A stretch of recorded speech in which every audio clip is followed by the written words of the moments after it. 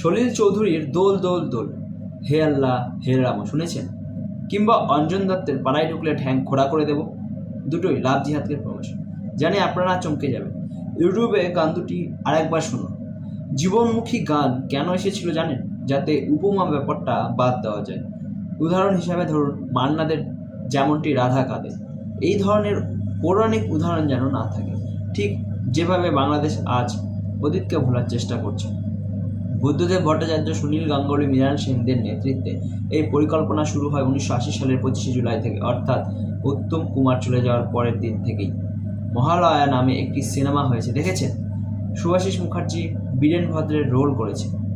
এমনই দুর্দান্ত একটা সৃষ্টি, একটা সিনেমাকে কিভাবে সেকুলারাইজড করা যায় তার নির্লজ্জ উদাহরণ এই মহালয়া।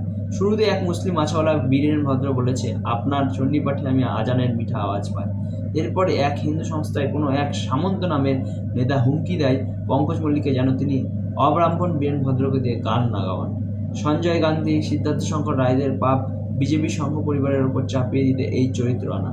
কারণ বীরেন ভদ্রকে সরিয়ে যখন উত্তম কুমারকে আনার পরিকল্পনা হয় তখন জরুরি অবস্থা। অধিকাংশ জনসংঘ নেতা জেলে, যারা জেলের বাইরে তাদের কারো পক্ষে কেন্দ্রীয় সরকারের আকাশবাণী অফিসে গিয়ে সুব্রত মুখার্জি, সোমেন মিত্র, প্রিয় দাসমুন্সিকে টপকে ক্ষমতা হবে পঙ্কজ মল্লিক মহাশয়কে ধমকি দেওয়া। আসলে মহালয়কে সেকুলারাইজড করার একটা চেষ্টা পরিচালকের। এরপর 50টা কম করে সিনেমা যেখানে মুসলিম তোষণ, লাভ জিহাদ প্রচার।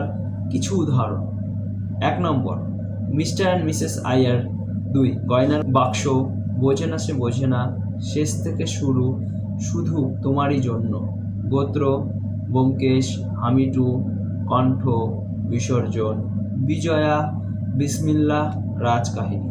এই 13টা যে মুভির নাম বললাম, বাংলা সিনেমার নাম বললাম, আমরা সবাইকেই আবার বলি, টালিগঞ্জ ফিল্ম ইন্ডাস্ট্রি IPTA যুগ থেকে এই সেকুলারিজম পূজা শুরু করে।